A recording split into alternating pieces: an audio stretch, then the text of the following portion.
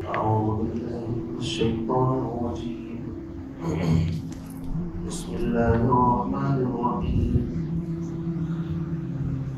ودت طائفة من أهل الكتاب لو يضلونكم وما يضلون إلا أنفسهم وما يشعرون. يا أهل الكتاب لم تكفرون بآيات الله وأنتم تشهدون. يا أهل الكتاب لم تلبسون الحق بالباطل وتكتمون الحق وأنتم تعلمون. صدق الله العظيم. اس سے پہلی آیات میں حضرت عیسیٰ علیہ السلام کے احوال، ان کی پیدائش جو ایک معجزانہ طور پر ہوئی، اور اس کے بعد پھر ان کا زندہ آسمانوں پر اٹھایا جانا اور قیامت کے قریب ان کا پھر واپس تشریف لانا، بڑی تفصیل کے ساتھ حضرت عیسیٰ علیہ السلام کے حالات بیان کیے گئے۔ اس کے بعد نجران کے نصارہ ان کو مباہلے کی دعوت دی گئی، جس سے انہوں نے انکار کر دیا، اور اس کے بعد حجت مکمل ہو گئی، دلائل کی دنیا میں ان کے پاس کچھ نہیں بچا۔ قرآن پاک نے پھر ان لوگوں کو دعوت دیتے ہوئے کہ آؤ کم از کم ہم تم توحید کے اوپر جمع ہو جائیں، پھر یہاں سے بات آگے بڑھائیں گے۔ قُلْ يَا أَهْلَ الْكِتَابِ تَعَالَوْا إِلَىٰ كَلِمَةٍ سَوَاءٍ بَيْنَنَا وَبَيْنَكُمْ أَلَّا نَعْبُدَ إِلَّا اللَّهَ وَلَا نُشْرِكَ بِهِ شَيْئًا وَلَا يَتَّخِذَ بَعْضُنَا بَعْضًا أَرْبَابًا مِن دُونِ اللَّهِ۔ اس میں دعوت دینے کا ایک طریقہ بتلایا کہ مخاطب کو سب سے پہلے اس بات کی دعوت دی جائے جس سے آپ کا اور اس کا اتفاق ہو۔ اختلافی بات، بحث و مباحثہ اگر کیا جائے گا تو اس کا فائدہ محسوس نہیں ہوگا۔ اس لیے اگر کسی کو دعوت دینی ہو تو جن چیزوں میں اتفاق ہے پہلے ان کی دعوت دی جائے۔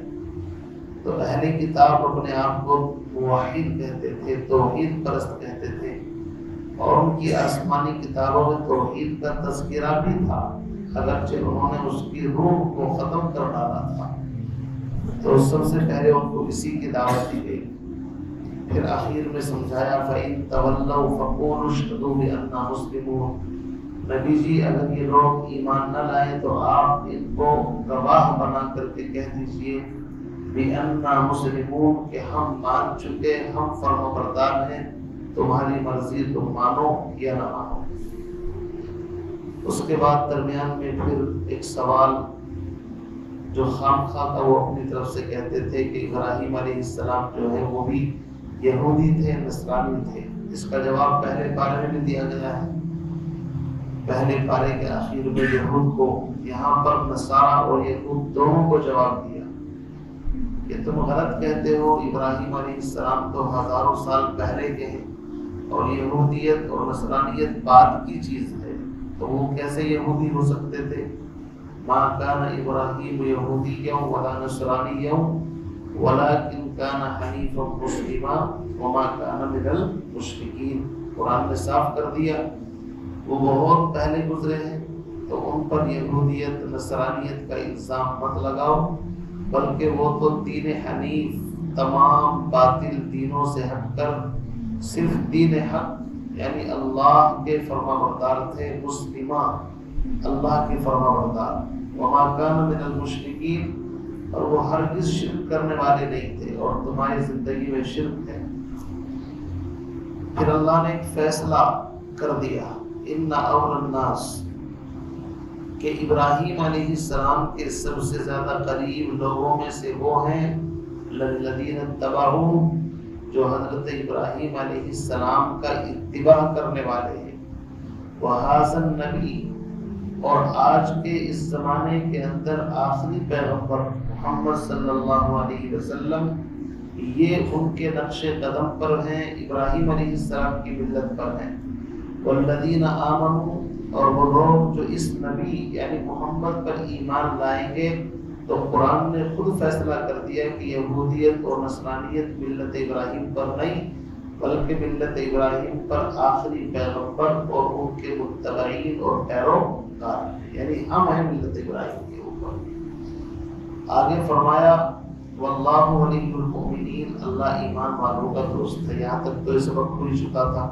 اب آگے کی میں نے 3 آیات پڑھی ہیں، ان میں اللہ رب العزت نے اہل کتاب سے خطاب کر کے فرمایا وَدَّتْ طَائِفَةٌ مِّنْ أَهْلِ الْكِتَابِ، اہل کتاب کی ایک جماعت ایسی ہے جو دل سے اس بات کی تمنا کرتی ہے۔ ودت کے معنی ہے دل سے کسی چیز کی خواہش اور تمنا رکھنا۔ اہل کتاب کی ایک جماعت ایسی ہے یہودیوں میں سے بھی اور نصارہ میں سے بھی جو اس بات کی متمنی ہے لو یضلونکم، کاش وہ تم کو گمراہ کر دیں۔ اے نبی یہ تم کو راہ راست سے ہٹانا چاہتے ہیں، گمراہ کرنا چاہتے ہیں، ان کی دلی خواہش ہے۔ بالکل سیم یہی مضمون سورہ بقرہ کے 5 پارے کے قریب بھی گزرا ہے۔ وَدَّتْ طَائِفَةٌ مِّنْ أَهْلِ الْكِتَابِ لَوْ يُضِلُّونَكُم مِّن بَعْدِ إِيمَانِكُمْ كُفَّارًا حَسَدًا مِّنْ عِندِ أَنفُسِهِم مِّن بَعْدِ مَا تَبَيَّنَ لَهُمُ الْحَقُّ فَاعْفُوا وَاصْفَحُوا حَتَّىٰ يَأْتِيَ اللَّهُ بِأَمْرِهِ۔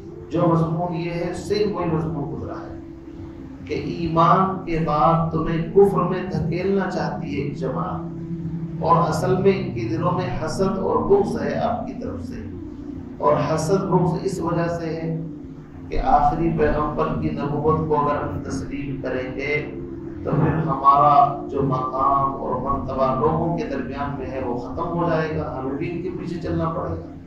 اس کی وجہ سے یہ لوگ تمہاری بات ماننے کے لیے تیار نہیں ہیں۔ اس لیے فرمایا وَدَّتْ طَائِفَةٌ مِّنْ أَهْلِ الْكِتَابِ، اے میرے محبوب اہل کتاب میں کی ایک جماعت، طائفہ جماعت کو کہتے ہیں، ایک جماعت ایسی ہے جو اس بات کی خواہش اور تمنا رکھتی ہے لَوْ يُضِلُّونَكُمْ، کاش وہ تم کو گمراہ کر دیں، پچھلا دیں، راہ راست سے ہٹا دیں۔ یُضِلُّونَكُمْ کا ترجمہ وَمَا يُضِلُّونَ إِلَّا أَنفُسَهُمْ، اللہ فرماتے ہیں کہ کسی کو راہ راست سے نہیں ہٹا سکتے بجز اپنے آپ کے۔ یہ تم کو کیا راہ راست سے ہٹائیں گے، یہ خود غلط راستے پر چل رہے ہیں۔ وَمَا يَشْعُرُونَ، انہیں خبر تک نہیں۔ جو آدمی خود غلط راستے پر ہو، دوسرے کو غلط راستے پر چلانا چاہتا ہو تو دوسرا چلے نہ چلے لیکن یہ خود غلط راستے سے نہیں ہٹ سکتا، چونکہ یہ داعی ہے، دوسروں کو بھی دعوت دے رہا ہے۔ فرمایا یا اہل الکتاب، اے کتاب والو، اس میں یہود اور نصارہ کو خطاب فرمایا اللہ نے، اے کتاب والو تمہیں بھی دعویٰ ہے کہ آسمانی کتاب کو ہم ماننے والے ہیں۔ لِمَ تَکْفُرُونَ، تم کیوں انکار کرتے ہو، کیوں کفر کرتے ہو بِآیاتِ اللہ، اللہ کی آیات، اللہ کی نشانیوں کا انکار کیوں کرتے ہو؟ عیسیٰ علیہ السلام بھی اللہ کی نشانی ہے، خود پیغمبر علیہ السلام بھی اللہ کی نشانی ہے، قرآن بھی اللہ کی نشانی ہے، تو ان کو خطاب کر کے کہا جا رہا ہے تمہاری کتابوں میں تو سب کچھ لکھا ہوا ہے، پھر تم یا اہل الکتاب، اے کتاب والو، لِمَ تَکْفُرُونَ بِآیاتِ اللہ، تم کیوں اللہ کی آیات کا انکار کرتے ہو؟ وَأَنْتُمْ تَشْهَدُونَ، جبکہ تم خود گواہ ہو، تمہیں پتہ ہے کہ بالکل قرآن کا جو نازل کرنے والا ہے وہ وہی ہستی ہے کہ جس نے تورات اور انجیل کو نازل کیا تھا۔ جس طرح موسیٰ اور عیسیٰ نبی ہے ایسے ہی آخری پیغمبر بھی نبی ہے، پھر کیوں انکار کرتے ہو؟ یا اہل الکتاب، اے کتاب والو، لِمَ تَلْبِسُونَ الْحَقَّ بِالْبَاطِلِ، تم حق کو باطل کے ساتھ گڑبڑ کیوں کرتے ہو، اس کو کیوں ملا رہے ہو؟ حق حق ہے، باطل باطل ہے، تم حق اور باطل کو اکٹھا کرنا چاہتے ہو، لوگوں کو دھوکہ دینا چاہتے ہو۔ وَتَكْتُمُونَ الْحَقَّ، اور تم اے اہل کتاب حق کو کیوں چھپا رہے ہو؟ وَأَنْتُمْ تَعْلَمُونَ، جبکہ تم جانتے ہو۔ یہ ہے سب سے بڑی بیماری، ایک آدمی حق کو جانتا ہے لیکن پھر بھی کسی وجہ سے حق کو حق ماننے کے لیے تیار نہیں ہے۔ یہ اہل کتاب کی پہچان تھی، آج بھی ان کے اندر کتمان کا مرض ہے، چھپانے کا مرض ہے، اور یہ سورہ بقرہ میں بھی گزر چکا ہے۔ لِمَ تَكْتُمُونَ الْحَقَّ، تم حق کو کیوں چھپاتے ہو؟ حق کو چھپانے سے ظاہر بات ہے نقصان ہوگا۔ حق کو واضح کرنا چاہیے اور باطل کو حق سے الگ کرنا چاہیے۔ تم حق اور باطل کو، توحید کو اور کفر کو، اسلام کو کفر کو اکٹھا کر کے پیش کر رہے ہو، یہ گاڑی چلنے والی نہیں ہے۔ اس لیے فرمایا یا اہل الکتاب، اے کتاب والو، لِمَ تَلْبِسُونَ الْحَقَّ، تم حق کو کیوں چھپا رہے ہو، بالباطل، تم حق کو باطل کے ساتھ کیوں ملا رہے ہو۔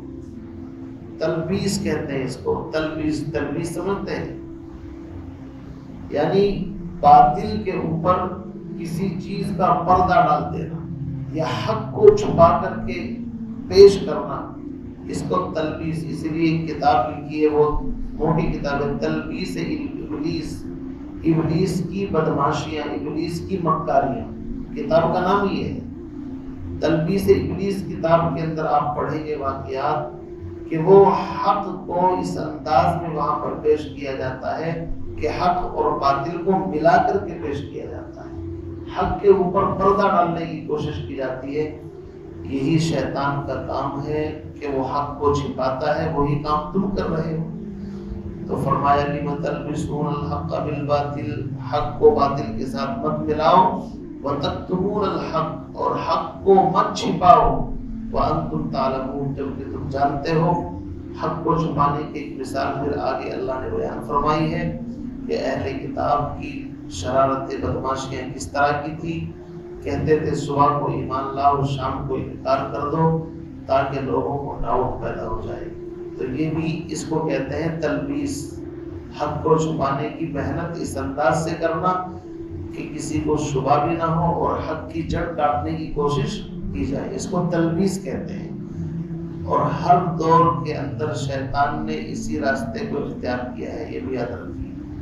ڈائریکٹ حملہ شیطان بھی نہیں کرتا، وہ بہت پڑھا لکھا ہے، اتنا ان پڑھ گوار نہیں ہے کہ کسی سے جا کر کے پنگا لے لے۔ شیطان بہت عابد، زاہد اور بڑا پڑھا لکھا انسان ہے، اس لیے اس کے پاس ایک سے ایک پڑھ کر کے داؤ ہے۔ وہ ڈائریکٹ حملہ نہیں کرتا بلکہ انڈائریکٹ اس طرح حملہ کرتا ہے۔ ابھی دیکھیے رمضان کے اندر مسجدیں بھری ہوئی تھی ماشاءاللہ، آج فجر کے اندر حالت یہ ہے کہ اندر بھی شاید ایک صف پیچھے کم تھی۔ تو شیطان کیا کہے گا، یار اتنی نیکیاں کی ہے، اپنے آپ کو اتنا تھکایا ہے، اللہ غفور الرحیم ہے، کیا بات ہے، ایک دو ٹائم نہیں جائیں گے تو کیا ہو جائے گا۔ تو انسان کو اللہ کی رحمت یاد دلاتا ہے، اللہ کے غصے کو یاد نہیں دلائے گا کہ اللہ جبار قہار بھی ہے۔ حالانکہ اللہ رب العزت جیسے رحیم کریم ہے، ایسے ہی جبار و قہار بھی ہے۔ تو شیطان اس انداز سے دعوت دیتا ہے کہ کوئی بات نہیں، ایک دو ٹائم کی نماز چھوٹ گئی تو کیا فرق پڑ جائے گا، پھر اگر آپ دوستوں کے ساتھ وہاں پر چلے گئے اس محفل میں تو کیا ہو جائے گا، کچھ نہیں، پھر توبہ کر لینا، پھر یہ کر لینا۔ ان چیزوں کو انسان کے سامنے لا کر کے شیطان تلبیس کے ساتھ راہ راست سے روکنے کی کوشش کرتا ہے، ڈائریکٹ حملہ نہیں کرتا۔ حضرت امیر معاویہ رضی اللہ تعالیٰ عنہ کے بارے میں آتا ہے، مولانا روم مسلمی نے لکھا ہے کہ ایک دن ان کی تہجد کی نماز چھوٹ گئی۔ تہجد کی نماز تو کوئی فرض واجب نہیں ہے، سنت، زیادہ سے زیادہ مستحب کہہ سکتے ہیں، اس کو نفل نماز پڑھیں گے تو بہت اعلیٰ درجے کی بات ہے، نور علی نور۔ تو امیر معاویہ رضی اللہ تعالیٰ نے اگلے دن جو رونا دھونا شروع کیا، نوافل یہ وہ، تو اگلی رات جب سوئے تو شیطان جو ہے انسانی شکل کے اندر اٹھانے کے لیے آ گیا، پیر ویر ہلایا، حضرت نماز پڑھو۔ امیر معاویہ تو ملک شام کے گورنر تھے، کہا کہ یہاں پر تو پہرا ہے، کوئی اوپر میرے پاس آ بھی نہیں سکتا، بھائی تو کون ہے، اجنبی آدمی ہے۔ اس نے کہا کوئی نہیں، آپ نماز پڑھ لیجئے، بس میں آپ کو نماز پڑھانے کے لیے۔ میرے معاویہ بڑے سیاستداں، بڑے ماہر تھے، سمجھ گئے کوئی نہ کوئی ضرور ہے، کچھ کہا کہ بھائی ہے کون تو جو مجھے اٹھانے کے لیے آیا ہے۔ تو پہلے تو اس نے ٹالنے کی کوشش کی، کہ بس میں آپ کا ایک ہمدرد ہوں اور آپ کو اٹھانا چاہتا ہوں نماز کے لیے. کہا کہ نہیں، آپ یہ بتائیے یہاں کوئی آ نہیں سکتا، چاروں طرف سے پہرا ہے، اور آپ آئے ہیں تو کہاں سے آئے ہیں، کس طرح آئے ہیں؟ جب اس نے دیکھا کہ جان بچنے والی نہیں ہے، چونکہ صحابہ تو ڈر بے خوف بہادر تھے، وہ جس نے ملک شام جیسے علاقے کے اندر چھاونی بنا کر کے اسلام کا پرچم بلند کیا ہو اور 40 سال تک حکمراں رہے ہیں امیر معاویہ رضی اللہ تعالیٰ. کہا کہ ہے کون؟ اس نے کہا کہ اگر پوچھنا چاہتے ہو تو ویسے تو میں انسانوں کا دشمن ہوں، آپ کا بھی دشمن ہوں، ابلیس شیطان ہوں، مجھے شیطان کہتے ہیں ابلیس. کہا بدبخت، تیرا کام تو لوگوں کو نماز سے روکنا ہے، تو نماز کے لیے اٹھایا نہیں کرتا.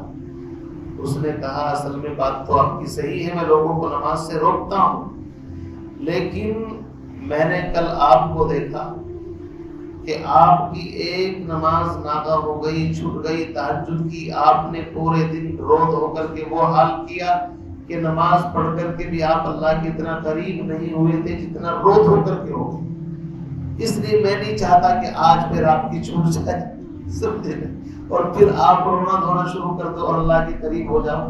یعنی شیطان کبھی انسان کا ہمدرد نہیں ہو سکتا. نماز کے لیے اٹھا رہا ہے، اس کو پتا ہے کہ زیادہ سے زیادہ کتنا ثواب ملے گا اس کے اوپر، لیکن اگر نماز نہ پڑھ کر کسی نے رونا دھونا شروع کر دیا اور اللہ کو پیار آ گیا اور زیادہ قریب ہو گیا، تو اس لیے اسی میں فائدہ ہے کہ اس کو اٹھا دیا جائے. یہ ہے شیطان کے پاس وہ داؤ جن کو ہم لوگ نہیں سمجھتے. اسی کو تلبیس کہتے ہیں. شیطان کبھی ہمدرد ہو ہی نہیں سکتا. اس نے قسم کھائی ہے فَبِعِزَّتِكَ، تیری عزت کی قسم، لَأُغْوِيَنَّهُمْ أَجْمَعِينَ، میں انسانوں کو اغوا کروں گا، ان کو چھوڑوں گا نہیں. ثُمَّ لَآتِيَنَّهُمْ مِنْ بَيْنِ أَيْدِيهِمْ وَمِنْ خَلْفِهِمْ وَعَنْ أَيْمَانِهِمْ وَعَنْ شَمَائِلِهِمْ. کہا دائیں سے، بائیں سے، آگے سے، پیچھے سے، چاروں طرف سے حملہ کروں گا. یہ قرآن کہہ رہا ہے. اسی لیے قرآن میں شیطان کو کھلا دشمن، ان الشیطان للانسان عدو مبین، شیطان سے کھلا ہوا دشمن انسان کا کوئی نہیں ہے. اور پھر بھی ہم شیطان کے قابو میں آ جاتے ہیں. اب رمضان کے بعد اس نے کہا کہ تمہاری بخشش ہو چکی، اب زیادہ ٹینشن لینے کی ضرورت نہیں ہے. کیا ضرورت ہے؟ اس لیے ایک اچھا خاصا مجمع جو مسجد سے جڑا ہوا تھا بیٹھ گیا. ہمیں ان کے لیے دعا بھی کرنی چاہیے، کوشش بھی کرنی چاہیے کہ اللہ تعالیٰ ان کو مسجد سے وابستہ فرما دے. انسان کے دو ہی دشمن ہیں، ایک نفس اور ایک شیطان. شیطان رمضان میں قید تھا، اور جیسے ہی شوال کا چاند نظر آیا وہ بھی جیل سے چھوٹ کر کے آ گیا، تو پوری صلاحیت لگا رہا ہے وہ بھی انسانوں کو بہکانے کے لیے. اور 30 روزے رکھ کر کے نفس تھوڑا سا کمزور ہوا ہے ابھی، لیکن عید والے دن اتنی ٹھوسا ٹھانس کرتے ہیں کہ نفس بھی جو ہے نا ایک دم شیر ہو جاتا ہے. کم کھانے سے نفس انسان کا کمزور ہوتا ہے، اور زیادہ کھانے سے نفس انسان کا بہادر ہوتا ہے. اس لیے ہم اتنا نہ کھائیں کہ ایک مہینے کی کمی ایک ہی دن کے اندر پوری کریں. سمجھے نہیں؟ تھوڑا احتیاط کے ساتھ رکھیں. کم کھانے میں فائدہ ہی ہے، نقصان نہیں ہے. ہم جو زیادہ کھانے کے چکر میں پڑ رہے ہیں نا کہ جن چیزوں کو چھوڑا تھا فٹافٹ اب لگ گئے ان کاموں کے اوپر، اس سے ہمارا نفس پھر وہیں پر پہنچ جائے گا. ابھی تو نفس کو ہم نے کچلا ہے، اور نفس کا مطلب ایک طریقے سے اس کا وہ نکال رکھا ہے، اندر کی روح ختم ہے اس کی. نفس بہت کمزور ہے، ورنہ شیطان سے بھی بڑا دشمن نفس ہے ہمارا. اس لیے میرے عزیزو، رمضان کے بعد یہ دونوں دشمن کمزور پڑے ہیں. ہم 11 مہینے تک ان کو کمزور ہی رکھیں. کھانے پر بھی کنٹرول رکھیں، نفس پر کنٹرول رکھیں. گناہوں سے حفاظت ہوگی تو انشاءاللہ تقوی کے ساتھ زندگی گزارنا آسان ہو جائے گی. اللہ تعالیٰ مجھے بھی آپ کو بھی تقوی کی زندگی گزارنے کی توفیق عطا فرمائے. نفس اور شیطان سے میری آپ کی حفاظت فرمائے. سبحان اللہ و بحمدہ، سبحان اللہ.